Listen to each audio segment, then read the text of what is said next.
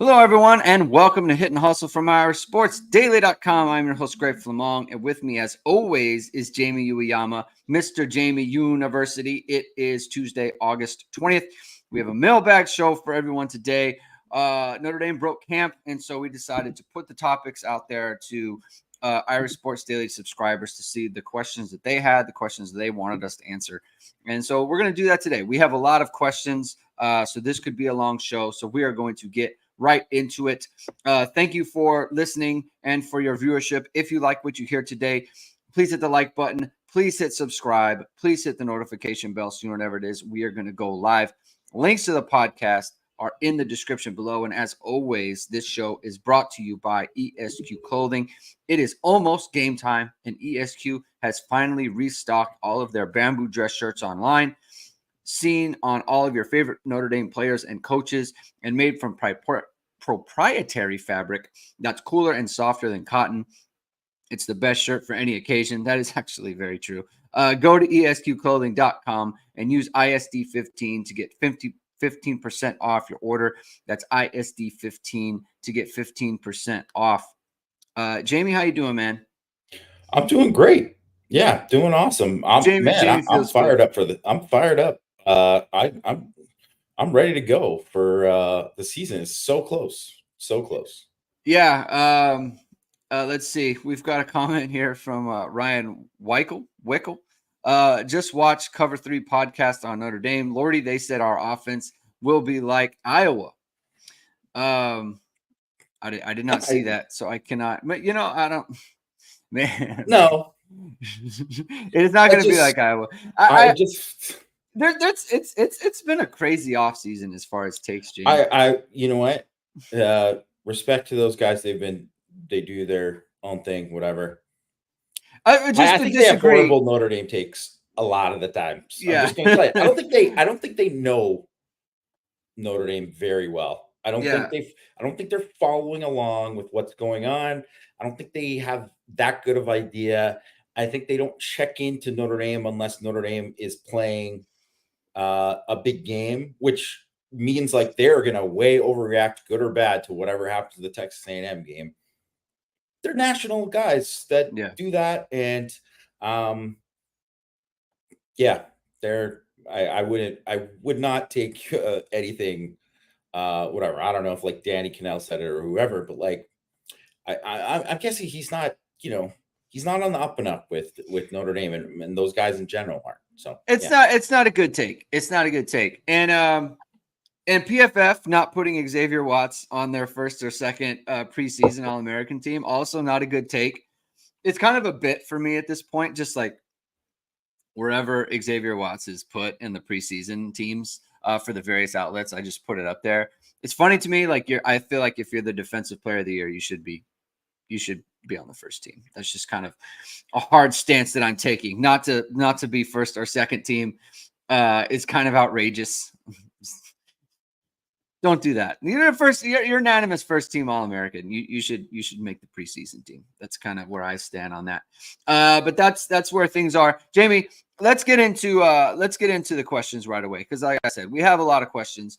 And actually, I'm very excited about the questions. I thought that our ISD customers did a really good job putting us with some stuff that is going to be topical and interesting to talk about.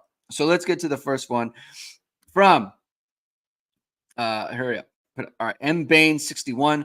How much of a drop off do you expect from Jag Usaw versus Knapp? Before the injury, I heard to expect some bumps with Jag Usaw. How much bumpier could it get with Anthony Knapp? I think the first bump is that I think Jag Usaw at this point is probably just a better player. So that's you're dropping down in quality of player there. But it is interesting. I think I didn't expect a ton from Jag Usaw this year, and I didn't view him as like, oh, he's a reason why Notre Dame's going to be good. So I'm kind of curious as to how much of a drop off you feel like there's going to be at that position. And there's a lot of other O-line questions, so we'll get into a lot of the bigger picture stuff in a second. I think the truth is we really don't know, because I don't know how good Jagusah was going to be this year. Right. I think I assume that he was going to be better than Anthony Knapp, I think, will be in the run game. Just he's not just being bigger and stronger, a year more into the program, whatever, all of that. I just think that was something that I would have expected, that he was going to be more of a factor there. I think in pass pro, it was kind of TBD. Like, he didn't really play great. He didn't really play great in pass pro against Oregon State in the bowl. It's the only, it's the only game that we saw of him. And then, he had a rough Jersey scrimmage in the spring and had a rough blue gold game. And they seem to be like, confident that he was going to be there, but that might have just been because they were like, Tosh Baker's like the next guy there. So I don't know that that's the case. I just, I think for the way to look at it is, I expect whoever was going to be the left tackle, that they were going to look pretty good in most of the games. And then against like the top pass rushers, going to have a tough time. And I would have expected that if Jagusah was playing or Knapp. Yeah. I think for Knapp, just in terms of he hasn't been on campus for very long. He was there in the spring, and that's good. And so he's been with Landau for a really long time. I think with him, probably more so than Jag Usaw, because he's been around for longer. It's just over the course of the year, I feel like we might get some diminishing returns on him, just because he might wear down. Like he just wasn't meant to. They're not going to take him out. If this all works out, he's going to have 800-900 snaps this year. That's a lot of snaps for someone who is already probably, look, he doesn't weigh as much now as they want him to weigh going forward. And so for me, it's like, that's kind of the question, is like, you have much less of a concern about Jag Usaw holding up just because he's been around longer. Anthony Knapp is just, it's a long-term thing for me. Like you said, I felt like whoever was the left tackle in this game was going to have a tough time. Just you're facing some real guys like Nick Squirtons. He led the Big Ten in sacks. Like he's that kind of guy. So they were gonna have a tough time. But overtime is when, and not just that, but now you're an injury away from being in like a really bad spot. The more you start to lose guys is when it's like, shoot, man, what if he turns an ankle in practice or something? Now you're in really bad shape. So the margin for error has significantly gone down. So that's something to monitor as we go forward. Sloth asks, I didn't really watch much Cincy or LSU when Denbrock coordinated those offenses. What did he mostly rely on to mitigate tough pass rush matchups for those teams? Screens, keeping in extra blockers, trick plays, moving pockets, design QB runs, or other tactics?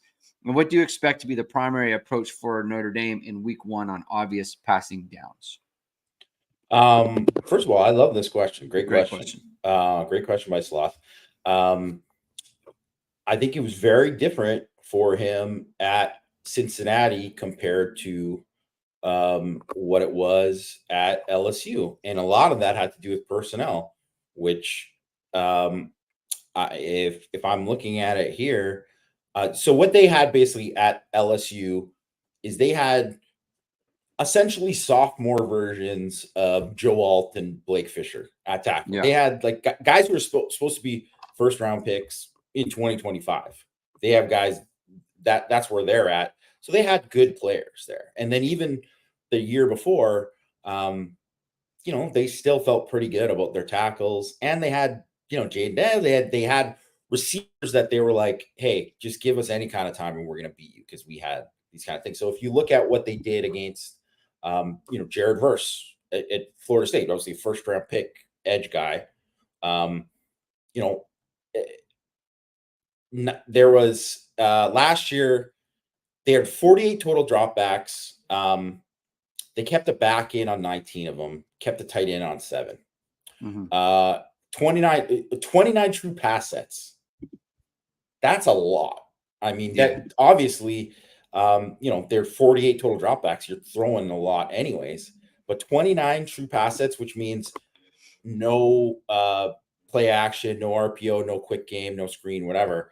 So that's and they on those ones they kept the tight end to block on 4. And when like I said, there's an edge guy that they're worried about, but they weren't constantly doing it, like giving him that, presenting him with that all the time.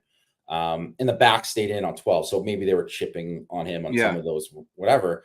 But it was, and then when they played Alabama later, Alabama had 2 really outstanding edge guys. They just had a first-round pick at edge guy too. They had 28 true pass sets in that game. They kept a backer tight end on 8 of those total. That's not what they're going to do. I mean, they can in these games, like right now, especially with the young group. Maybe as they get further along in the season, you're going to see more of that. But, I look at where Cincinnati played Notre Dame in 2021. So only 12 of 36 dropbacks in that game were true pass sets, so. And if you look at what they did in that game too, they didn't. Obviously, they didn't have the thing. You have to worry about a guy like Isaiah Foskey in that game. Obviously, they're trying to move the pocket. They're running RPOs, play actions. They're screening some of that, right? Only 2.08 seconds to throw. Like they were getting the ball out quickly in those games, where it's like well over 3 seconds in Florida State. Like so, screener play action 25% of the time.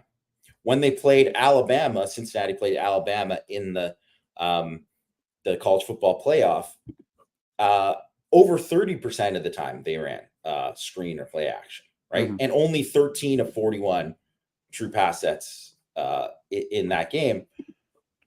And at 7 of those 13, they kept a back or tight end in to block, to help block. Yeah.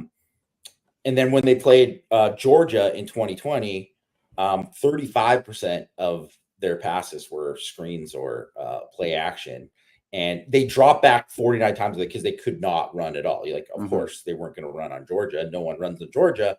But only 16 of the 49 true passes. So that's the way to kind of look at it. It's going to be a much smaller percentage of those true dropbacks for Riley Leonard. Yeah, they're going to boot. They're going to spread out. They're going to RPO, quick game stuff. They're going to do that little one where the tight end flare out a lot. They're going to do that kind of stuff in this game and probably for a good chunk of the season when they're playing A&M, Louisville, Florida State, etc. The other part too is like the last part of this question. Primary approach for Notre Dame in week 1 and obvious passing downs. Like it's pretty important. Like it's always important for a team to, everyone says, oh, you got to start fast. Well, yeah, it's better to take the lead, but like Captain Obvious. But at the same time, like for this game specifically, they don't want to get into a situation where they're kind of forced to throw. Like on 3rd and 8 early, like if the game's tied or if Notre Dame's ahead by, a touchdown or whatever it is, like be ready for draw and stuff like that. Like be ready for like kind of, I don't want to say give up plays, but like it's going to be frustrating when it's like, well, that play didn't even have a chance to get a first down. Like, yes, they are not going to put the ball at risk like that. They're not going to put deep the line in Andy territory. They're not going to take chances. Yeah, they're not. Like anything over like 3rd and 5, 3rd and 6, they're just going to be very conservative, and they're going to be fine to punt. Like honestly, they're going to get rid of the ball, and they want to get into advantageous situations. Like start fast. First down is going to be huge in this game because they want it. They got to stay ahead of the sticks. They just have to. They cannot get into like sometimes like with Jaden Daniels. I don't think they minded being in 3rd and 7, 3rd and 8, 3rd and 9. Didn't matter. Like they always felt confident they can convert. It won't be like that in this game. Like people do have to be mentally prepared for a 3rd and 8 draw play, 3rd and 9. You're running zone read or something, right? that's just how it's going to be. They have to be practical about their situation. And that is I mean, that might have been like that anyway, but it's especially so now with Anthony Knapp and possibly Sam Pendleton on the left side. Hart 57 says there was considerable learning curve before the defense picked up Golden's schemes. Do you foresee a similar issue with the offense picking up Denbrock's schemes, or are offensive schemes easier to learn? This is another good question. Jamie, what do you say? No, I don't, because I think one of the things too, offensive schemes aren't easier to learn. That's definitely not a thing. Like, defense is actually traditionally something that is picked up quicker. Like, the defense picks things up quicker. Sometimes we'll get into that other part later, but there's usually less verbiage. There's less checks. I mean, there are checks, but it's not quite the same. It's not. I wouldn't say it's easier by any means for offense. But I think one of the things with Golden that probably doesn't get enough, it wasn't that just like, oh, this was too much for the guys to learn. Right. Because look at that first game against Ohio State. Like, yes, that was very good. Like, I was shocked at how on it, how effective they were. Yeah. Like, no bust or anything. No one played CJ Stroud better the whole year. Yeah. Like, they did an awesome job. It was a great game plan. It was executed really, really well in that game. And if you think about it, a lot of what Ohio State did to win the game had nothing to do with like scheme or whatever. It was just they were able to run the ball in the fourth quarter, and CJ Stroud made plays with his legs outside the pocket. Outside of the pocket. Yeah. So that was kind of the difference in the game. And I think Golden, his adjustment from the NFL to college, that was probably more of the thing of how, like, tighten up some things with the scheme, maybe not give so much here and add in certain things, changing the way they install, like the schedule and all that kind of stuff. That is how the things have changed and evolved with him. That has made it different for the defense. It's not even just that, oh, this is year 3 of Golden's. It's like, it's year 3 of him understanding of like, this is how it works with these college kids compared to the NFL guys and what I can do here. And, oh, I can do this. Oh, I can expand here more and do this and whatnot and adjusting. Denbrock has been a college offensive coordinator for a long time, has gone to different places and had to come in and knows a little bit of like, okay, what we're going to do. And he did change quite a bit. But like, one of the things that they didn't change was some of like the terminology in terms of what they were going to do up front with, because Joe Rudolph wanted to keep that part of it, right? Because he wanted those offensive line, especially because there was new guys, a lot of new starters there that they were going to be there. So like even before like the Jagusah injury, they wanted to keep that. So I don't think do I think they're going to be hitting on all cylinders and looking perfect early on? There won't be mistakes. Yeah, there's going to be mistakes. It always happens early in the year and particularly on offense. But I just don't think it's I don't think that the adjustment is different than what it will be for Golden and what that meant. Yeah, I think what I hear you saying there is that the adjustment is on the part of the coaches, not the players. The coaches need to figure out their personnel and what they can ask their personnel to do. And I think whatever struggles there were for Al Golden in his first year, it was because he was asking questions of the defense and of his players that they weren't ready to answer. And I think that going into year 2, he got a better feel for that. It's like, this is what I can ask them. This is what I can ask of them. This is what I can demand from them. And so that's the part that was streamlined. It wasn't that it was too difficult for the players. It was just that he had to learn how to push those buttons. And to your point, Denbrock has more experience with that because he's been in college for so long. Forever. Right? Yeah. So he knows, he just has, I don't want to say he knows, he just has more experience with working with college players and being able to figure out what they can do and then implementing that into the game plan. But to your point, like, it probably won't be seamless. Like there are going to be struggles in the beginning, and that's true whether whether they're playing A&M or whoever they're playing, right? It's going to take him a bit. I mean, he talked about Jaden Daniels in this way a little bit, right? Where it's like they weren't on the same page, and he wasn't on the same page with what they were trying to ask. And it wasn't that the scheme was hard to pick up. It was just it's everyone's got to learn each other, right? That's why there's a bump in the second year. Notre Dame's not going to get a second year with Riley Leonard, so it's got to be streamlined a little bit. It's a tough ask. I'm not saying it isn't, but like, I mean, you're getting paid a lot of money. That's what the money's for, right? Like, you just got to figure these things out. But that's a good question there. Scott from CLT. A lot has been said about Riley Leonard making a very concerted effort to connect with his new teammates and establish himself as a leader of the team. It paid off with him being selected as a captain yesterday. What I would like to know is the differences between how Riley is interacting with his teammates and coaches compared to Sam last year, especially when you're hearing about interactions during the season. I had attended all but 2 games last year, home and on the road, and I found his isolation, quote unquote, during games both strange and concerning. Are you hearing the interaction with Riley much different, better than Sam from last year? Yeah, I know. I have heard it is much different, but I mean, I want to talk about the isolation part just real quick. Like, I don't know if that is really kind of fair because, I think during games, just guys have different personalities during games where like they're laser focused on kind of what they're doing or just their job and the quarterbacks, and especially with quarterbacks, because like you come off the field and like you're on the call to like the guys upstairs, you're talking with the head coach, you're talking with the offensive coordinator, you're sitting down, you're going though, you're talking with the offensive line, you're doing all these different things, that you got to get yourself right. So I don't think that is, like, I don't know if like he doesn't need to be like cheering people on and being like making sure that we're buddy buddy with everyone because everybody's different, right? So I think that maybe is a little bit unfair just because if you saw him on the sidelines and that was whatever, like, just my opinion on that. But in terms of them right now, I think there's a huge difference between the two.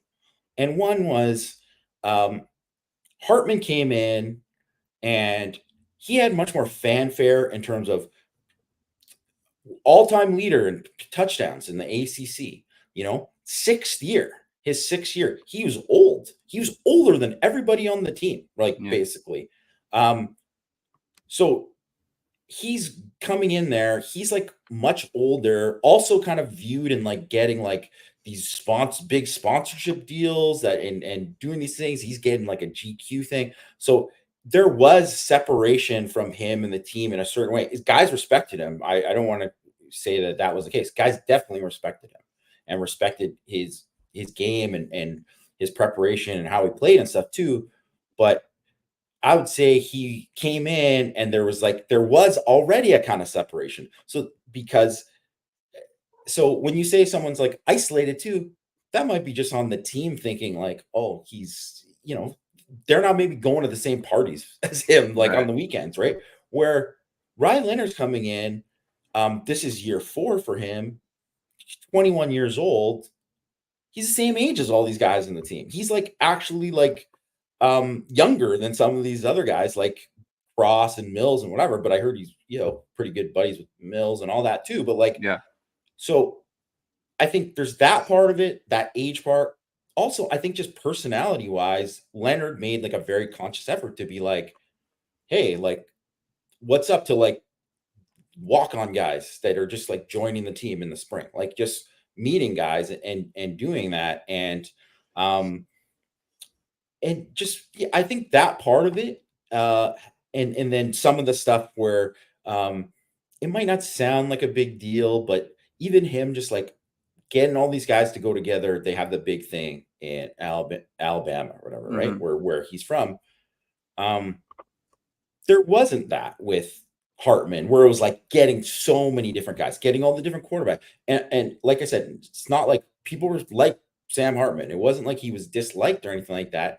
I just think Riley Leonard was kind of like more of like a fit, as a college kid, as a guy who kind of fits in with the team more. And part of that is personality, and part of that is just age. I think for me, I remember like just having this feeling of he's like a celebrity.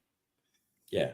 And it's not like he was a bad guy, right? Like it's not that. And none of this is, I don't mean any of this is a criticism. It's just the fact of the matter. He felt like he was a celebrity on campus, and he didn't come up with any of those guys. So it was just like, it was just a difficult. And the other part we have to remember too is like everything has fit for Riley Leonard so far, right? Like Sam Hartman committed to Tommy Rees, and Tommy Rees left.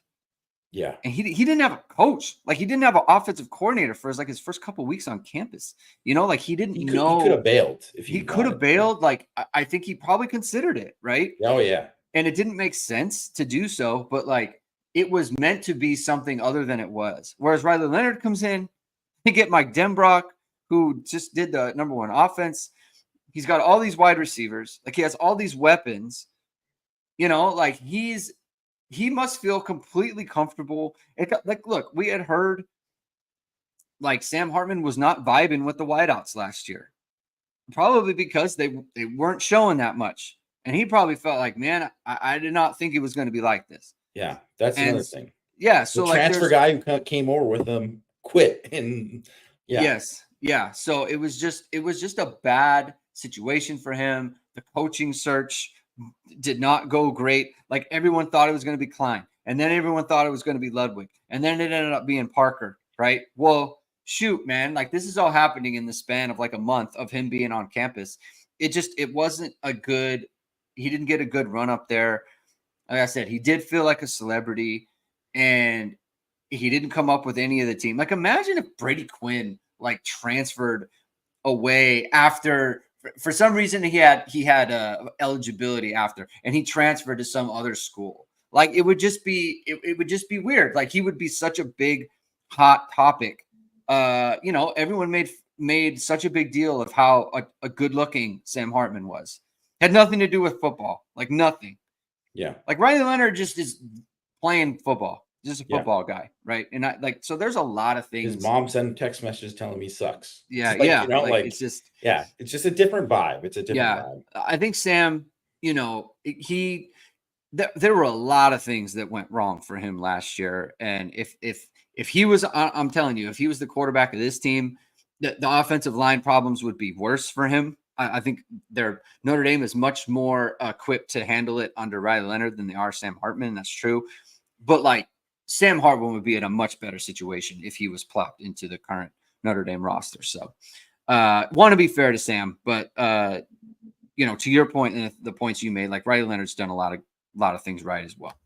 Xer ND 1994. If Knapp and Pendleton start against A&M, what do you think our chances are to win that game? What do you feel is our chances to make the playoffs? How far do you think we can go in the playoffs, assuming we make it? So let's focus on you know, the playoff, like how far Notre Dame goes in the playoffs. Like that's truly unknowable. There are so many things that are going to take place between matchups. So that I think it's going to be huge. But I do think it's relevant to ask, like, do you think, does this change your outlook on the game against A&M, and B, just kind of your overall, like, look, everyone makes predictions, right? So does it change how you feel about this game and or the season at large? Yeah, it makes it harder to win this game. First of all, I don't think Pendleton should be also thrown. I know he's a new starter. I completely agree with this. Go ahead, but I was going to make the exact point. Yeah, because it's something that Mike and I talked about on Power Hour as well. Pendleton isn't playing because it's like, wow, this is like, you got to figure something out here. We got to get someone here. And then Tosh Baker, he's not ready to take it, so we got to get someone else to take it. Pendleton is beating out two guys who started last year. And yes, Rocco Spindler and Pat Coogan weren't great. They were pretty average. or up and down is what I would say. Like they had some good moments, and then they also had some bad games, right? But they're fourth-year players. They're guys who have started a combined 23 games. They have more snaps in them than the entire line put together, just those two guys. So if Sam Pendleton's coming out and winning that job, that means Sam Pendleton is playing pretty well. Like he's looking pretty good. So I don't think that he should kind of get lumped in there, this in the same way. And it's not to say that he's not a new starter, but it's like the difference between, you could say, Sam Pendleton and Emil Wagner, or the difference between Sam Pendleton and Billy Schrauth. I mean, I don't know how big it is. I think Billy Schrauth is probably going to be the best on the team, but I don't know that at the end of the year, we're not both saying, man, Pendleton and Schrauth, like, yeah, they got a couple of great guards there. Like, we don't know that yet. We don't know that yet. So yes, having a true freshman start in the very first game of the season on the road, if that's how it plays out, right? Because we don't know for sure. None of it is confirmed, as NBI. None of this is confirmed. They have the question is supposing. It's a hypothetical. Yeah. So none of this is confirmed, but this is how it's obviously trending, right? This is where it's trending. So you assume that's going to happen. Yeah, they have. It does hurt their chances to win the game, because there's more unknown. But it doesn't mean that they're going to like lose the game for sure, or it doesn't mean that he isn't going to be good this season. And it's kind of like, Kavara Russell starting at corner, like, oh my God, this guy didn't even play corner in high school. Like, what are they going to do here? He's a future NFL player, end up being just fantastic, as a true freshman, right? Javon McKinley, like, this guy has 11 career catches. He's never started, never even come close to starting or being contributing. He got in trouble in the offseason. People thought he was going to get kicked off the team. He's wide receiver 1 for them on that season, and was good, like legitimately good. So things can happen. I don't know. So I don't know how so to me, how do you feel about the changes to how to make the playoffs? It's all TBD, because we're going to see. And then also too, even in this game, like, Knapp could struggle in this game, but that struggle could help him the rest of the season and be really, really good. Yeah. So I think we just kind of have to wait and see. It's just, you can't give it a definitive answer on it. Yeah. I think it's a perfect way to put it. It's like, it doesn't help. Like, anytime you lose a projected starter, especially on the line, it doesn't help. Like, it makes it harder to win. 100%. It definitely does. The Pendleton point is perfect. Like, let's say Jag Usaw did not get hurt and he was the starting left tackle, and Pendleton was inserted at left guard. I don't think people would be like, well, this doesn't help. Like, he won the job. No one got hurt.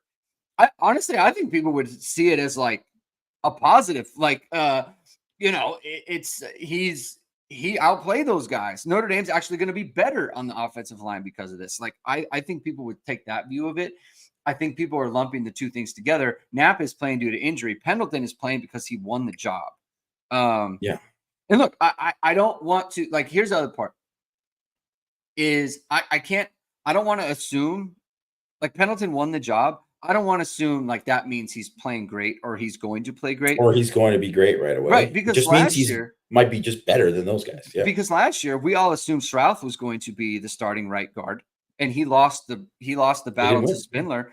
And Spindler didn't come in and play All-American football, right? Like, he didn't solidify his spot in the starting lineup. So, I think that just because he won the job doesn't portend great play from him. It doesn't. It has to be evaluated, right?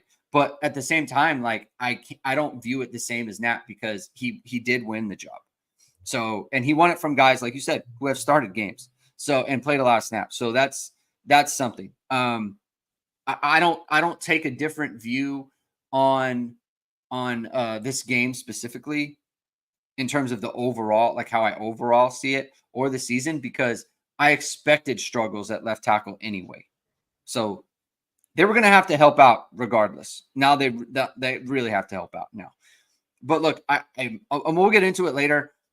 Notre Dame needs to win this game for a lot of reasons.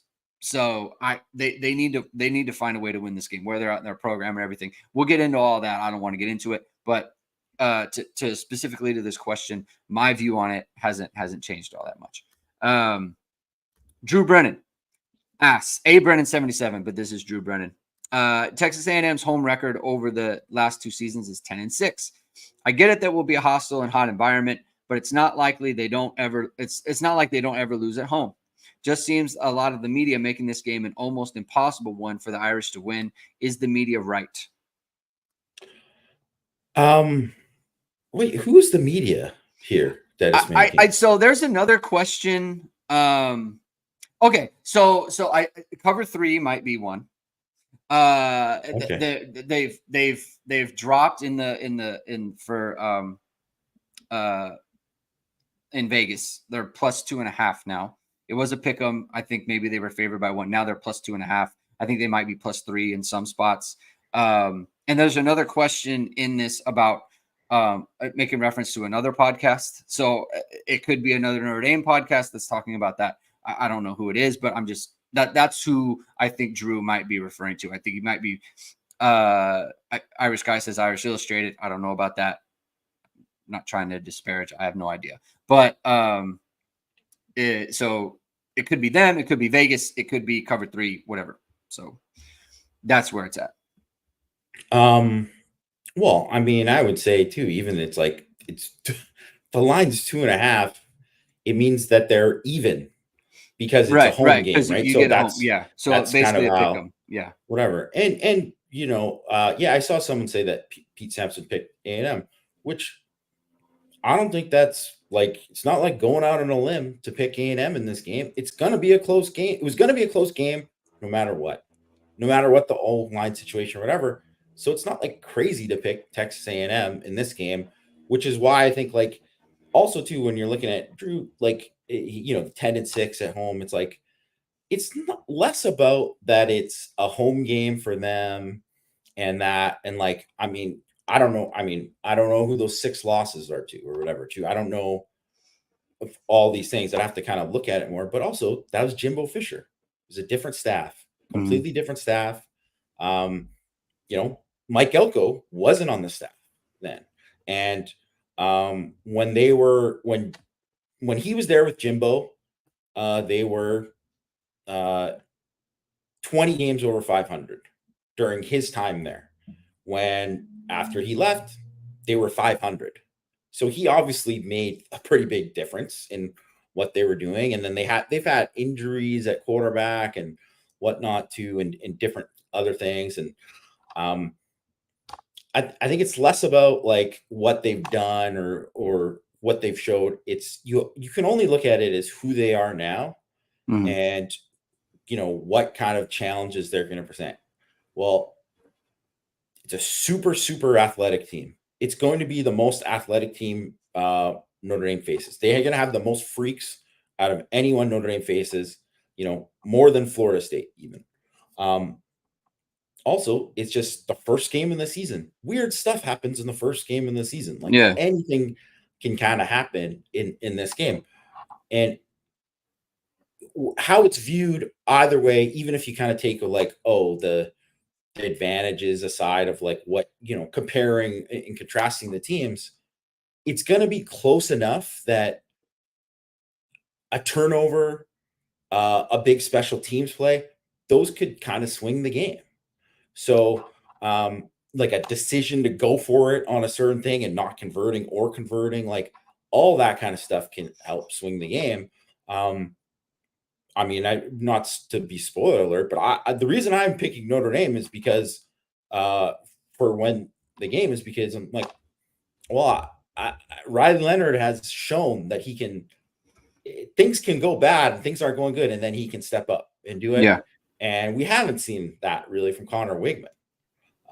He's talented or whatever. And so if everything's kind of being equal, and they're not, but just like if everything's close enough, I mean, I would lean with a more veteran quarterback who's kind of done stuff like that, and that's why I would choose Notre Dame. But it has nothing to do with their home record. Yeah, that's you just said that really well, and congrats to you on that. Like that's really good, because the way you said it too is perfect. The game will be at risk probably in the fourth quarter, just because of the context of the game, right?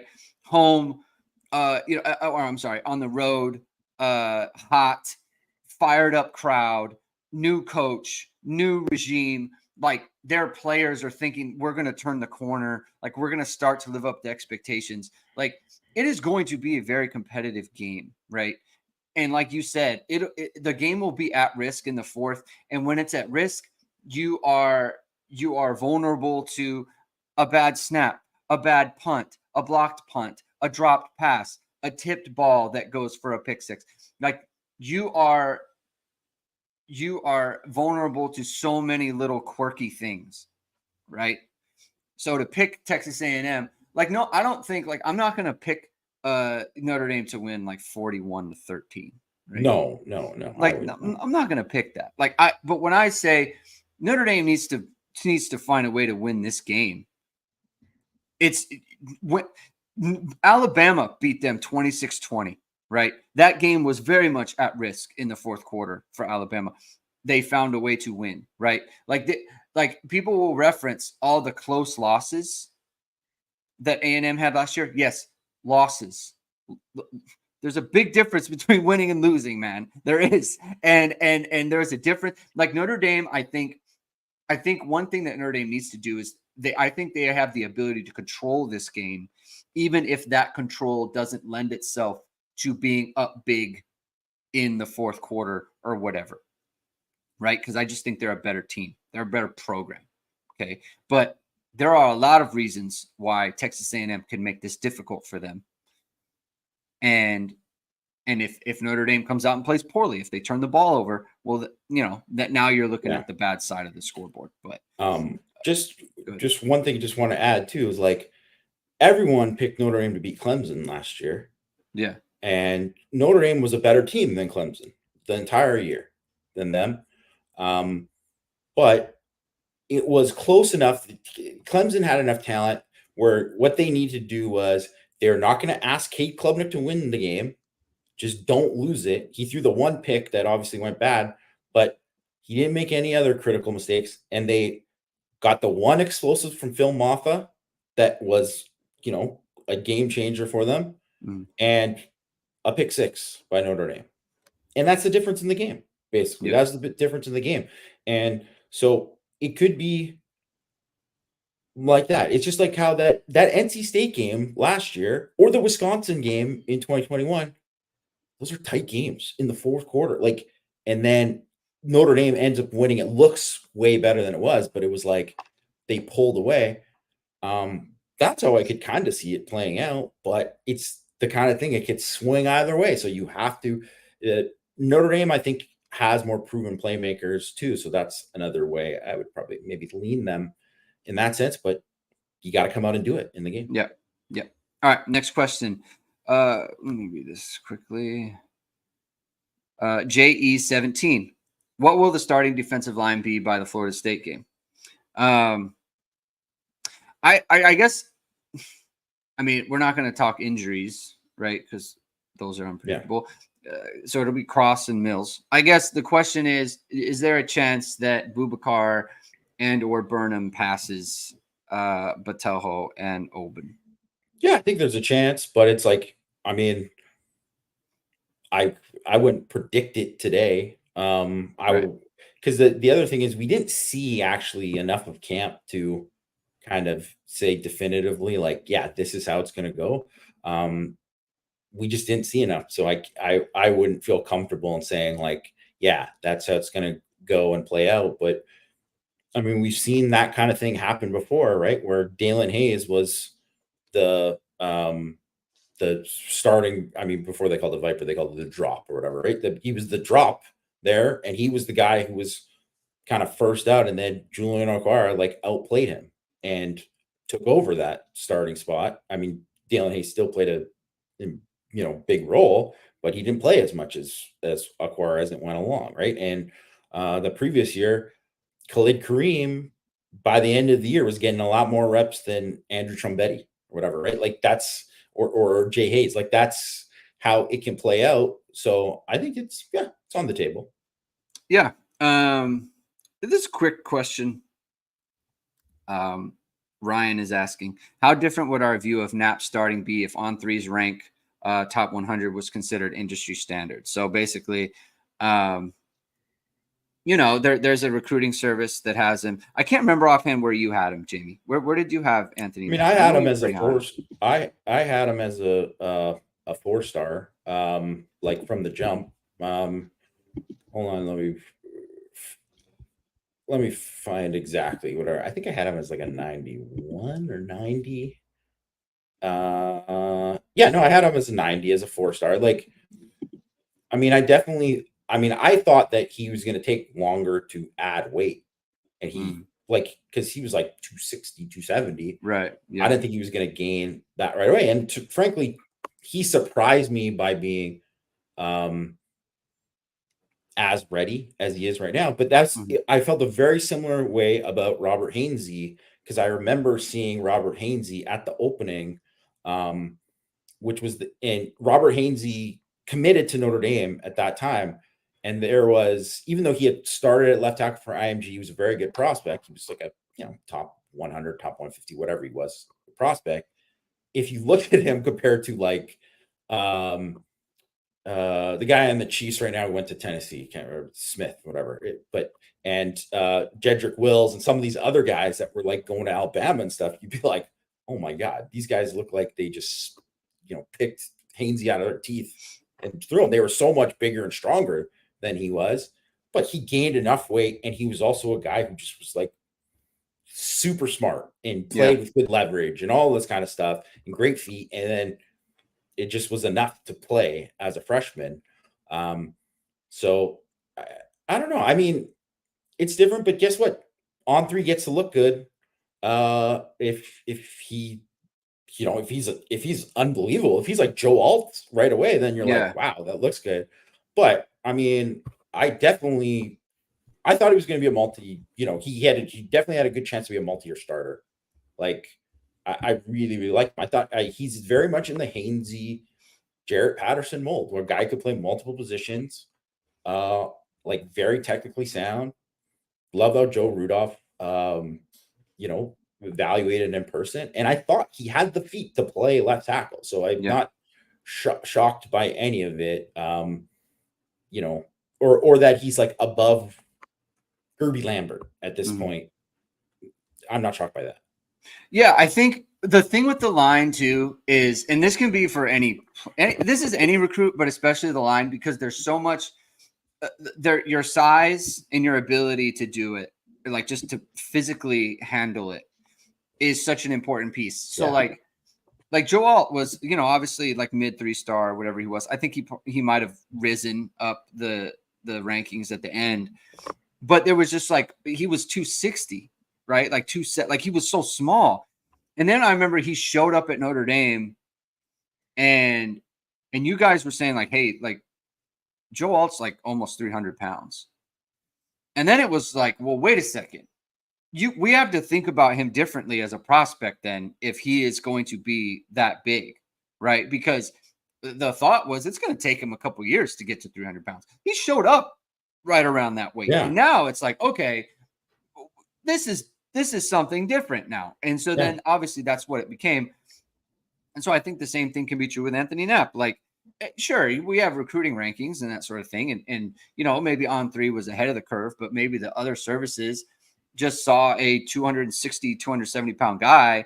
And it's like, we don't know what that's going to look like if he's 300. Like you're just not sure. And then we see him in the spring game. He's put on some weight. He looks pretty good in the spring game. And now it's like, maybe he put on 10, 15 more pounds, and it's the fall, and we haven't really seen him, but like he has ascended to the starting left tackle job. And now it's like Notre Dame might be onto something. So it just, there's so much between when they sign and when they're actually ready to play a game, especially on the offensive line, that can change that, will change your evaluation, right? Even like in a good faith way, in a good faith kind of way there. Irvine Jack says, how do you see the snap distribution at tight end now that Evans, Raritan, and Bauman are healthy and Flanigan seems to be coming on? This is a good question because you wonder how much 12 are they going to play? And if they're not in 12 that much, like when are you taking Mitchell Evans off the field, right? Like you don't want to play him too much. And Eli Raritan's a guy who can obviously play.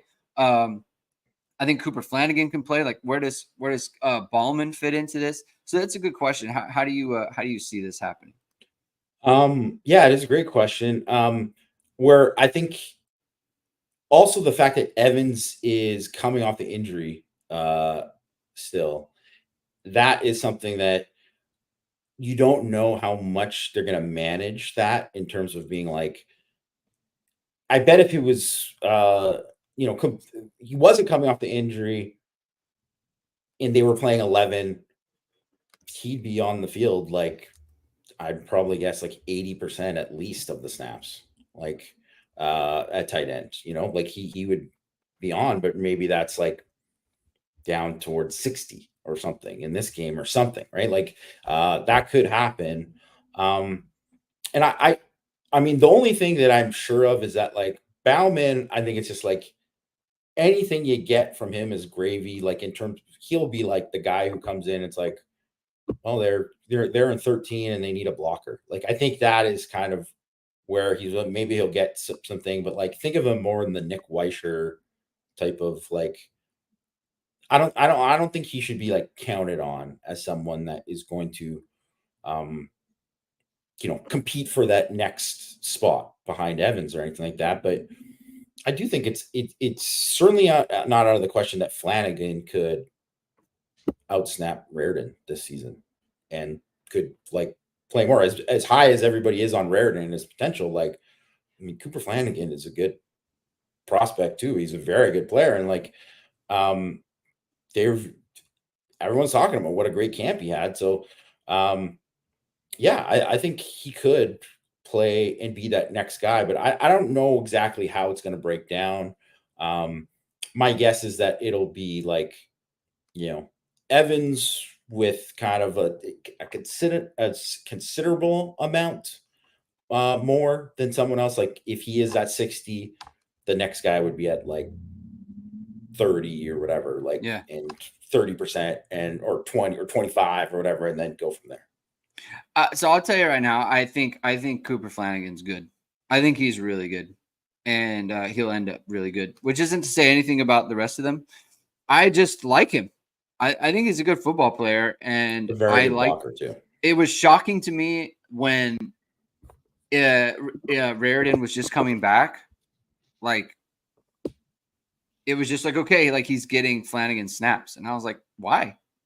It's not that I didn't want him to play, but I was like, I don't understand why Flanigan can't get run in this. It didn't make sense to me. So I think he's good.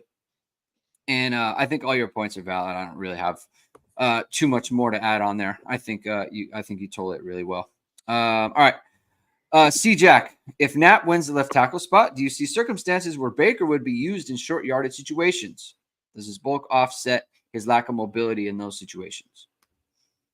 Not like in replacing Knapp. I don't think they would do that. Like, that's just not something. Yeah, like maybe in goal line or something, they add him in maybe to say like, okay, this is like, I mean, it's obvious where, you're coming in and checking in as like a tight end. Yeah, I could see that, but I don't see him like kind of like, them rotating Knapp out in those situations. I don't think that's likely. Yeah. I mean, I think they might have used him already on the goal line in kind of like a jumbo package. Yeah. So Knapp is, but like you said, they're not going to take him out. They're just going to add him onto the situation. So it's like a situational thing. Okay. Moving on. Duke Sinatra, setting aside O-line. What is your biggest concern about this year's team? So let's get to that one first because he has a 3-parter. What's your biggest concern here? I would say just figuring out there's who the guys are on offense, kind of figuring out who those guys are and whether or not it's going to take too long to figure that out, that it's going to hurt them in terms of wins and losses. Yeah. Because we've hit on it before, like they probably can't lose 2 games. They probably can only lose 1 if they want to make the playoff. And if you said like last year, they definitely regretted not playing Jordan Faison earlier. Well, you kind of have to get to a point where you say like, yeah, you want to play all these guys, but you want some situation where either, say, if you're going to go to the field, well, Faison is that guy, or Chris Mitchell, or Bo Collins is that dude, or Jaden Thomas, or whatever, like, or they're moving around or whatever. Like, this is who we're going to be our guys. These are our playmakers, right? And I think they've already kind of, that'll happen at running back. I think it's already, it's fairly convincing or whatever. But I think especially for a quarterback, just kind of having that, like it took a long time for Notre Dame to figure out, like, you got to throw Mitchell Evans the ball more last year. Yeah. Like, and then with the Faison thing too, I mean, that would have helped out a lot earlier if they kind of knew it. Where if you say like one of the reasons why Ian Book threw for 34 touchdowns in 2019 is because they were like, well, Claypool is that dude. Chase Claypool is that dude. And Cole Kmet, as soon as he gets back, he's our other dude. And that was one of the reasons why they were, better in the passing game that year. Yeah. Yeah, Claypool, Fink, Kmet. It was the pecking order was set, and everyone kind of knew what it was. Yeah, I've talked about that a bunch. Just you have so many options at wide receiver. Like, what's the best combination, right? Are you maximizing everything that you can get out of that, meeting all that potential? That's a good one. For me, it's Duke Sinatra kind of answers it for me. Like on number 2, he says, any concerns about the lack of experience at linebacker? For me, it's that, right? It's teams putting the linebackers in a situation where they're not able to play fast, where they have to think, where they have to move laterally, when they can't just be moving forward and attacking single-mindedly, And I think for a lot of linebackers, that's kind of where you can get caught up, right? Like you're a really good player, but they're showing you a lot of things. They're giving you a lot of looks. And your eyes are, they're manipulating your eyes and where you should be looking. That slows you down, and you can get out leveraged, you can get outrun on the outside and things like that. That concerns me. Teams being able to do that, especially like a Colin Klein team, because they do a lot of stuff in the running game that's just they give you a lot to process, in play, right? And so, if you can diagnose it, I think Notre Dame will be fine, but it could take them a bit to diagnose it. And so that's kind of where my main concern is for this team that isn't O-line related. I don't have a ton of concerns other than that. So unfortunately, the O-line is a very big concern. And, linebacker play as well. It's like they're in the middle of the defense and charge a lot of things. Go ahead. Well, yeah, just kind of wanted to add to what you're saying. I think it's a little similar to how I feel about what I just said about wide receiver, is a little bit at linebacker too. Yeah. Like I like the options there, but there's going to have to be some separation at some point. Like, it's going to have to happen. You're just going to get, which is also too, that's why also you play the first game. You can kind of figure stuff out a little bit more if you aren't playing A&M in that first week. You can kind of do it where you kind of got to just, you got to get things settled right away. And I don't know if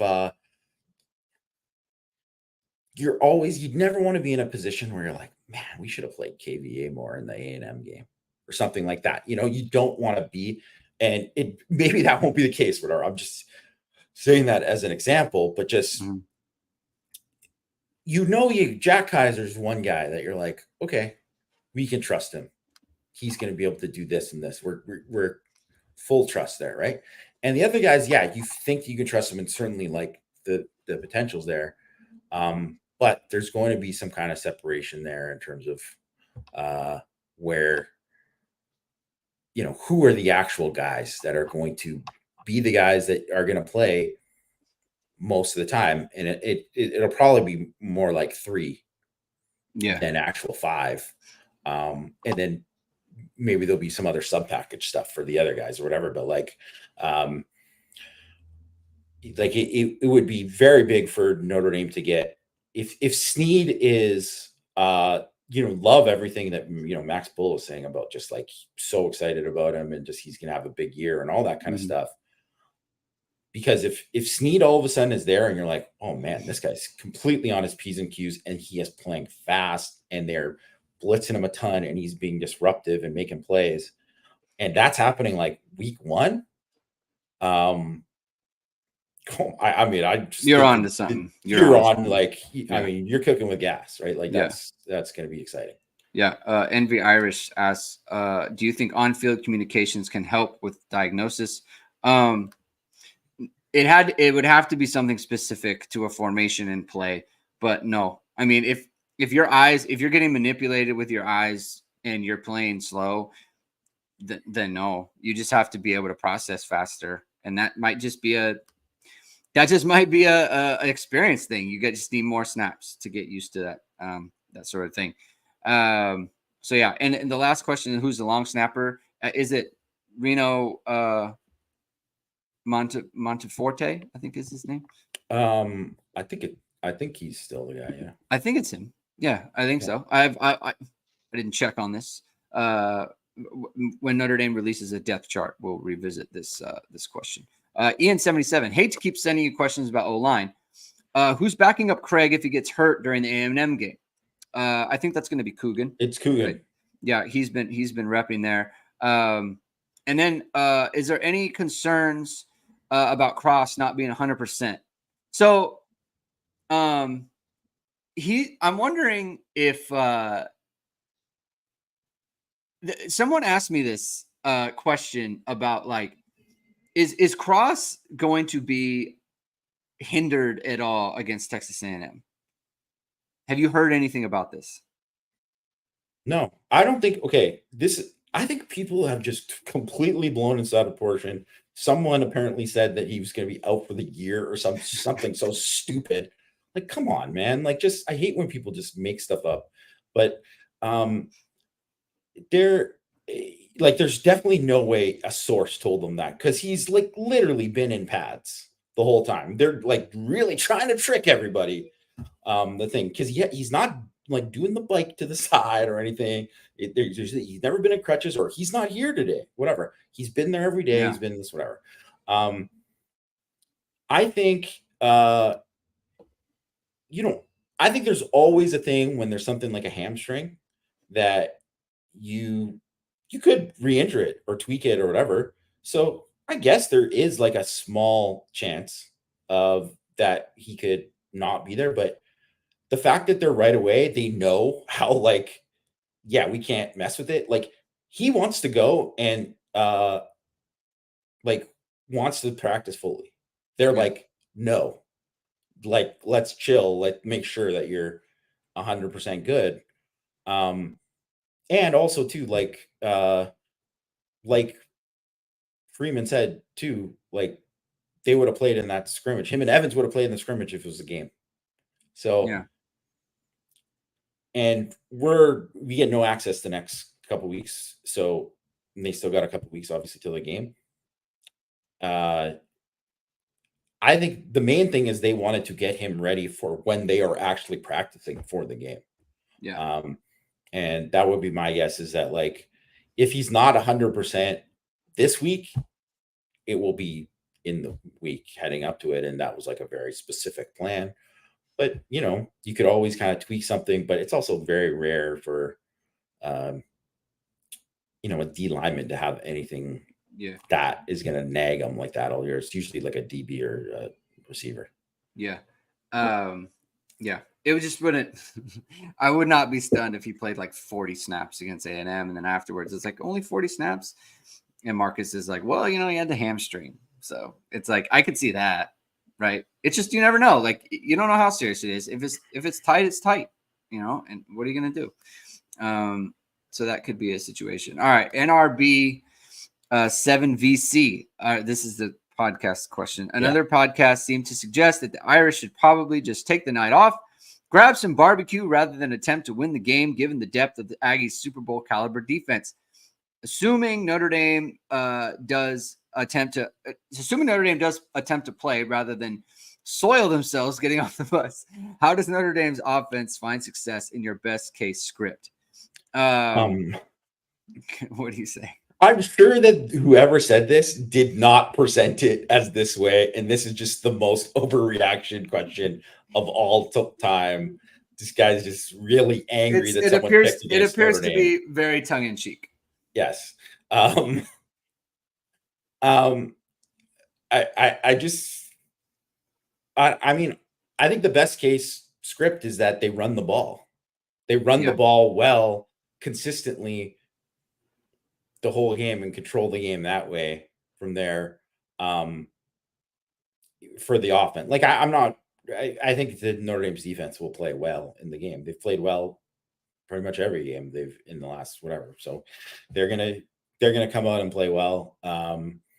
And I think it's don't turn the ball over, run the football. And that Clemson game in 2022 was like, I think everyone, that's where the legend of John Bryce happened, because he picked Notre Dame to win that game. Yeah. But no one was picking Notre Dame to win that game. Like no one on the Notre Dame beat, no one, period. Because the main thing was like, well, I don't think they're not going to be able to pass it, which they weren't. Right. They're going to have to run the ball, and no one's run the ball on Clemson. So this is whatever. And then they ran it down their throats. So yeah, that's the best case script, is they run it down A&M's throats, and they can't do anything about it. And hit a couple big plays here and there off of that. Yeah, I think the being able to control the game from a line of scrimmage standpoint while you're running it, right? Because look, all these D linemen, right? They all want to be pass guys. They want to get after the passer. They want to rear their head, pin their ears back and get after the passer. Notre Dame's got to hit him in the face. They have to be able to do that. And because like we said, you want to be ahead of the sticks. You want to cause them to be thinking about, we have to dedicate players to the box now. And then that opens up everything else, right? Like you can run play action whenever, but like it opens up your quick game outside, right? Like even just, when players are dedicated to the box, that means you can get the ball outside to your wideouts in the screen game.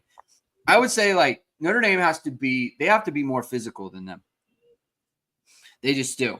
They have to be a physical team, and regardless of, how good A&M is or how fired up they are, like Notre Dame needs to be ready to be more physical. And they have the bodies for this, right? Like Jaden Thomas, they have Jaden Greyhouse, they have, like, they can be physical with those guys, right? Bo Collins is a big guy. Like you need to out physical this team, and Notre Dame can do that. And so like, that's kind of where it is. If Notre Dame finds success, be the more physical team, be the tougher team, the stronger team. And that's how it can, it works out for Notre Dame. The Salty Jazz 14. Does Notre Dame have a wide receiver drafted this year? Is Mike Brown Dell Alexander part 2 pretty good developer who can't recruit? The Mike Brown thing is just like, this guy, he's been on campus for 10 months or whatever it is. We need to settle down on this comparison stuff. I think Bo Collins will get drafted, honestly, if he has a good year. That's who I was going to say. I think he'll get drafted. I think he'll get drafted. I think, like, and this is honestly, Mike Brown will show me a lot with how well Notre Dame executes things like the screen game. Because people forget about kind of that part of it. like that's an execution part as well. If you can train those guys to be good screen blockers, to run the screens properly, to know your assignments on that, and to be able to, like, you have so many wideouts who want the ball, to be able to like get the buy-in from all those guys who want the ball to be like, I'm not getting the ball in this play, but I'm going to go block for my teammate. If you can get that, then that'll show me a lot from Mike Brown from a, development teaching standpoint. What do you say to this? Yeah, I think people need to chill on Mike Brown. I just think they just let's the season happen, and let's see what's going on with the rest of 2025. Maybe they can steal somebody. Because the other thing is that, like, they could have got Derek Meadows, and it would have been, people would have given the credit to Chad Bowden and not right. Mike Brown anyway. So it's just like, I don't know. Like, not that you want somebody who's considered a dynamic recruiter at wide receiver. Yeah, I think it is kind of important, but like, go back and read the message boards about Mike Mickens 2 years ago. And now it's like, we can't lose him. He's the greatest guy ever. And when he was always good, it was just that how it's played out. And I think, let's see how it plays out with Mike Brown. Like, it's definitely way too early to get, to call him Del Alexander 2.0. And I don't know. I think they're also different guys too. I would say different personalities. So yeah, and also, like, Dell did develop guys, so on that front, hopefully he does do a good job. All right, the Irishman 3. So this one's broken up into two things because I couldn't fit the whole message in one. What one position group are you most excited about to watch over the course of the season? So he lists the D-line, like there's a lot of D-line, linebacker, DB. There's a lot of options here. He kind of lists the options. So what position group are you most excited about to watch over the course of the season, Jamie? I mean, I would say just from like how good they can be, I would probably pick D-line or DB. Just in terms of like, man, I think I'm excited about the top end guys. I'm excited about the young guys, all that kind of stuff. But just kind of what I'm excited the most about is I think it's always exciting to see the unknown. And I mean, there's obviously a lot unknown on the O-line, and there's too much, so I wouldn't put them in that. But I think what we talked about with wide receiver and linebacker, like, there's a lot of talent at those spots, but who's going to emerge? Who's going to emerge, and who's going to be the guy? It's like, I would say, like, I think Jaden Greathouse is going to be the guy. Is going to emerge eventually as the top guy for Notre Dame. But we'll see. We'll see how it all plays out there. We'll see how it all plays out at linebacker. And I really, really like the talent there, so I'm excited to see what happens. I'm in on wide receiver. I just think there are so many. Like, can Micah Gilbert get some run? Can Logan Saldate get run? Can Cam Williams get run? Like, there are so many different options for Notre Dame. Like, can Bo Collins really be like a breakout kind of star for this team? Like, I think that's in play. What can Jaden Thomas be? He's slimmed down. Like, what can he be as a slimmer player?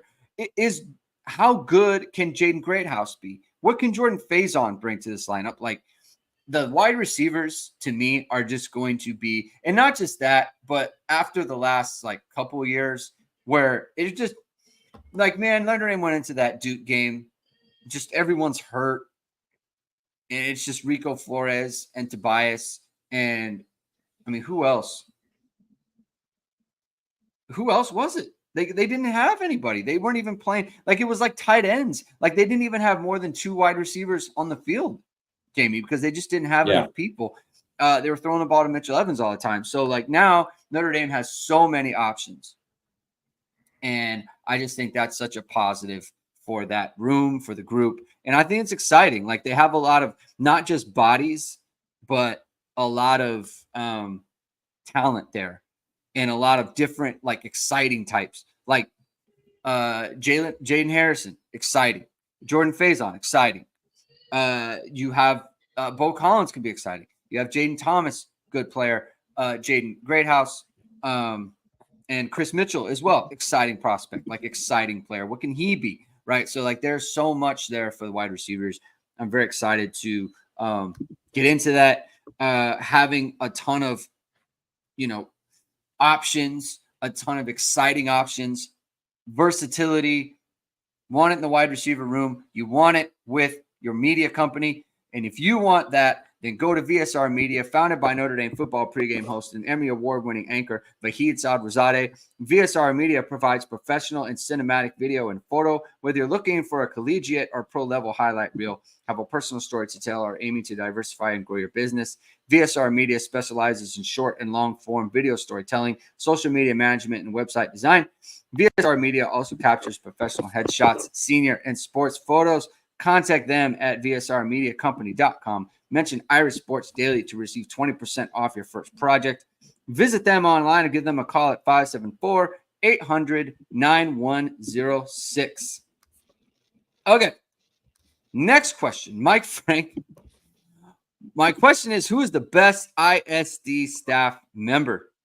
Jamie, I sent it to you. I'm put you on the spot first. Let's hear it.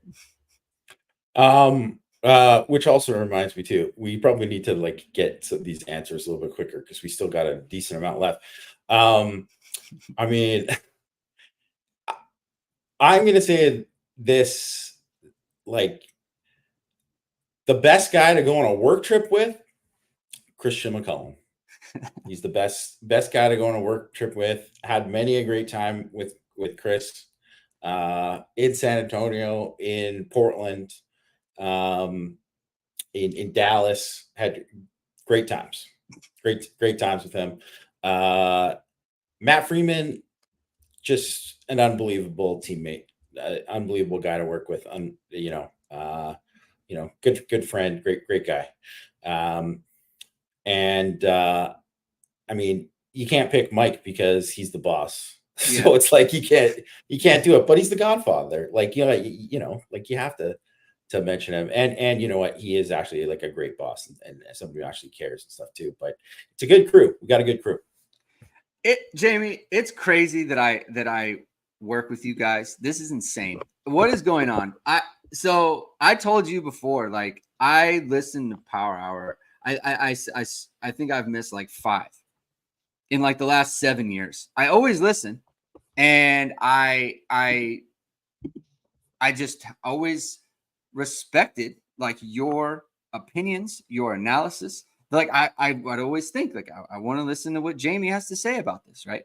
And look, I'll listen to a lot of people, but it's like I always want to listen to Jamie.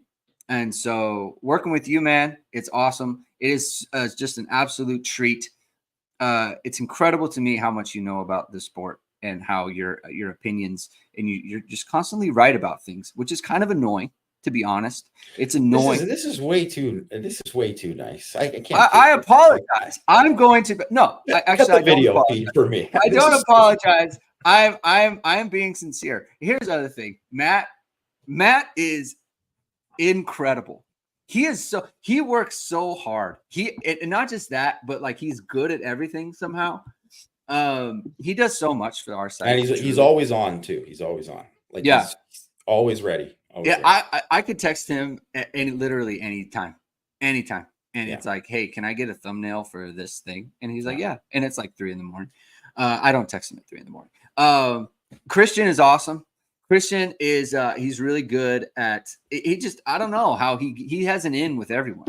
I don't know how he does it. It's like, like you'll mention a new offer that Notre Dame got, or Matt will mention a new offer that Notre Dame got.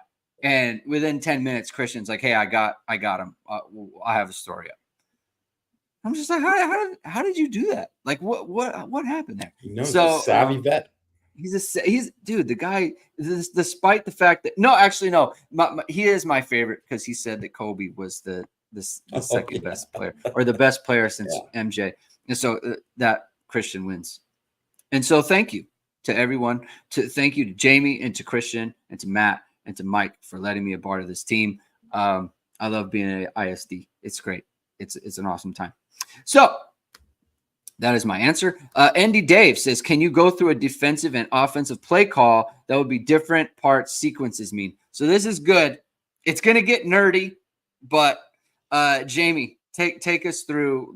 I assume they're asking the verbiage. I assume that's what he's asking for. I mean, it's going to be different for everyone, right? That's the thing, is that why it's drastically different depending on the scheme and where the school's at and how complicated it is. But just quickly on defense, it's usually like, the front, so the defensive line. So for example, when I played, when we played 3 down, sometimes we were a 4 down team mostly, but when we played 3 down, it was Oki. Oki was our 3 down. So it's like, okay, Oki.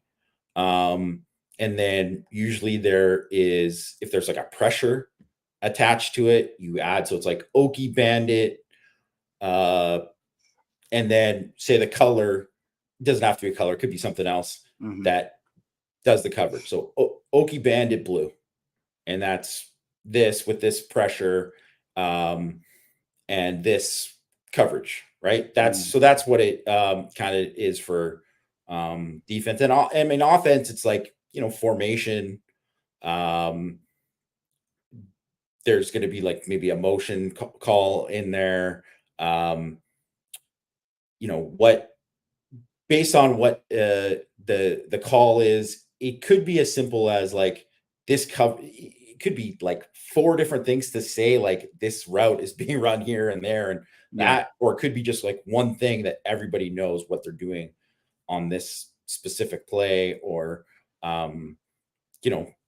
to a certain side or an area, or like if it's an inside zone call, like you don't just come in and say like, double tight inside zone left. Like it's not that. It's usually, something, whatever they have that call for it.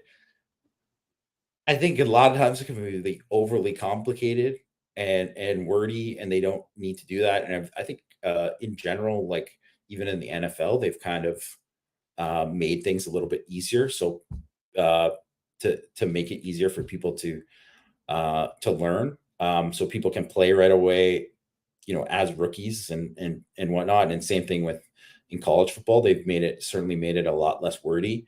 But it is definitely the kind of thing, like you would think if you hadn't played football, you would think, man, this is really complicated. But once you're in it, it isn't. It's just, you just find out what every single thing, it's all pieces together. There might be like, 3, 4, 5 pieces, and it's just, it all fits into a thing. And a lot of the times everybody doesn't know what all this kind of stuff, because if I'm a defensive lineman, I don't care about the coverage call, right? Like most of the time, like I would probably know it, but I don't, it's not something that I have to worry about. So it's like, I don't have to worry about they make a coverage check really, like, but I might have to worry about they might make a check with the front or the strength of the formation and all that stuff. Anyways, that's just like I answered way too long ago, got overly complicated, but like it's just broken up into pieces is how I And the thing that makes it difficult for, let's say, a linebacker is linebackers change the front based on, tight end shifts from the left to the right. Well, the front might have to change, right? You have to move people around. A linebacker might come up to line of scrimmage, something like that. The linebacker has to make that call, right? So that's going to come from one person. And also they might have to change the coverage. That's usually a safety thing, but they also have to communicate to the linebacker as well, because someone on the line, like the Viper, let's say the Viper, like if the coverage changes and now the Viper's dropping because of a motion or something like that, like the safety has to tell the linebacker has to tell, let's say, Botelho. Yeah. So the linebacker has to do a ton of communication. Safeties do a ton of communication. A coverage can change in the back based on like a motion. It depends on who motions, right? So if the back, sometimes like the team will have an automatic based on like if the back motions out, you'll stay in the coverage. But if it's a wide receiver that goes to like trips or something like that, well, now we have to change everything, right? So like you have a call, but within a defense, there are automatics built in throughout the week that you will literally spend like 4 periods just walk through, sending people in motion and having to communicate the changes and the automatics there. Like that's kind of complicated, right? So that's another part of a call that, yeah, the call comes in, but there's also just like a whole different that they could change the call based on, formation or someone going in motion and stuff like that. It's like complicated, but then it isn't, right? Like once you know the base of it, that usually leads to, once you're in it, it's everyone can figure it out. Yeah, once you know the base, it leads to understanding. Teacher Man 87. How do Denbrock or Golden or any coaches coordinate practice? Does Denbrock tell Golden that he'd like to see looks XYZ in today's practice, so to see if he can how the offense reacts, or does Golden tell Denbrock I'm running XYZ? Does Freeman tell them what they are working on in practice, or do Denbrock and Golden tell Freeman what needs to be practiced and Freeman's organizes from there? That's possible. It sounds like what Notre Dame's doing is if they're going 1v1, right, or whatever, then Golden's doing what he wants and Notre Dame has to deal with it. That's what it sounds like they're doing. But you can't, like, they can absolutely control the practice however they want. Don't send us nickel blitzes this practice. We don't want to work on that. Send us Mike blitzes up the middle. Send us Mike blitzes in the A gap or the B gap or whatever it might be. Don't give us a ton of 2 coverage today or whatever. They can control all of that. It doesn't sound like that's what Notre Dame's doing though. Yeah. I mean, that's the kind of stuff that gets talked about, and really it's Freeman who kind of coordinates the whole thing, right? Because he's going to be the guy who kind of brings it all together. And obviously the O-line coach is going to talk to the D-line coach about certain things too. But that's all camp stuff and that in spring and whatever. And once you start getting into game prep, it's much different because it's the offense getting, scout and getting them. They're always servicing the offense, and ditto for the other way. Right. So it's not, it's usually like a very well-oiled machine. Yep. All right. Next question. Loyal Stepson. How many portal players will Notre Dame need next season? 1 to 2 receivers, 1 to 2 defensive backs are my guess. Kind of impossible to say, I think, with everything, but I would guess, safety, they could, just kind of make sense. They're losing a couple safeties. Yeah, you're losing 2. But a lot of it depends on what they think of the other things, the guys coming up and what they think of that there. But they're definitely going to take less as a role. I don't think D-line is no, I don't really think it's going to be like, I don't think they're going to really go. Maybe they will, but it's just like, if you think about it. Yeah, he's talking about replacing Cross and Mills. One of them at least. I mean, yeah, but they're not going to just find a Cross from Mills. It's got to come from the who they got. Like you're not. The odds of them getting one of those guys in the portal like that, like maybe they get a guy for extra depth, but even then, it's like those other guys should kind of develop with that anyway. So I don't think it'll be I doubt it, unless they really like have a need, and I don't see them. I think on the edge, probably not, but I mean, I think they would always take a pass rusher. Yeah, it's possible they would take a number 1 wideout if someone like that became available. That's possible. I think that might always be possible, actually. Yeah. But yeah, they don't have a ton of needs. I mean, probably a kicker or something. Yeah. I think that's probably on the offer. Iris Bronx says, who are we not talking about much right now, who we'll be talking about a lot after the A&M game? Who's kind of flying under the radar for you? I mean, I don't know if we're for sure we'll be talking about him. It's hard because we talk about like everyone. I mean, but I mean, JD Price could be. That's a good one because that's a good answer because it's always Jeremiah Love, always. Yeah. That's a great answer. Oh man, I would say. I mean, we just start. You know what? I think Jordan Clark. Yeah, he's not talked about as much, but he's like the nickel is always super important. Yeah, the nickel is just super. He would be the guy on defense for sure for me. Yeah, too.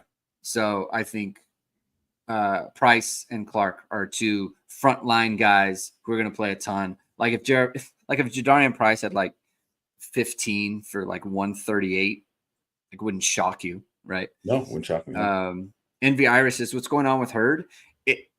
I think Adon Schuler is playing better.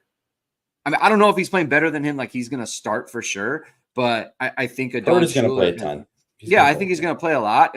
I don't think like I ranked him super high on the defense. Like I have to drop him like a lot. Like definitely out of the top 10. He's just not a top 10 defender for Notre Dame, and that's fine. Like I would raise up Schuler and drop down Hurd, which is not a problem. I just think that's where it's at. All right, T Borg 3. Notre Dame does blank on offense against A&M. Notre Dame has a great chance of beating the brakes off of A&M. I think we kind of answered this already. They're running the ball. Like if they run the ball consistently on game, like, and they can't stop them, like, because then that changes everything. All of a sudden, they got to like dedicate more people. You get a chance to hit more explosives. Yeah. If Notre Dame runs the ball against A&M, they will win the game. I mean, we're talking like, let's just say if Notre Dame averages at minimum 5 yards a carry, they'll win the game. Yeah, by a couple touchdowns, probably. Yeah. Like A&M needs to, and to be honest, like I don't foresee that happening, at least early, right? They could end up that way. But if Notre Dame comes out, if they have over like 100 yards rushing or like 120 yards rushing at halftime, 125, they're probably going to be fine and win. Just because you cannot beat Notre Dame if they're this particular team if they're running it on you. You just can't. And then I would say too that the wideouts are too good. Like Love, Price, Leonard, those guys could break one. Yeah. So that's another big piece of it. Yeah. All right. Last question from Dielemeyer. Where would you set the line if the 2024 team played the 2023 team? Probably like -4 for 2024. -4 for 20. Yeah. So the problem is like, granted that the two tackles like Alt and Fisher, like they're tough. I just think the skill players is just the depth there is just so much different. So that's why I would. Yeah, it's just I think the defense is. I think it's basically a wash. The defense is a wash, and you have just like you said. Although I think the pass rush would be better on the this year's team too. I think the pass rush is going to be better. Is yeah, for sure. Yeah, but like the skill is better too. Yeah. It's not it would not be a good matchup for the 23 team just because of this defense. The defense is really good. So that's where I would put it. I would definitely have the 2024 team favorite. I'm telling you, this is it's a good football team. Yep. All right. That's going to do it. Those are all the questions. Thank you everyone for tuning in. This was a long one. Like we said, the mailbags are always around this long. If you like what you heard, please hit the like button. Please hit subscribe. Please hit the notification bell so whenever it is, we're going to go live. We're going to be back. Jamie and I are going to be back on Thursday. I am currently efforting some other podcasts as well. So we might be releasing some other ones. May not be live, may be pre-recorded, but they're going to be released. So you're going to want to stay tuned into Irish Sports Daily YouTube channel. That's why you want to subscribe and hit the notification bell, so you know we go live, and you also know when a new video is posted. So check that out. Look for us on Thursday. Have a good rest of your day, everyone. Keep hitting and hustling.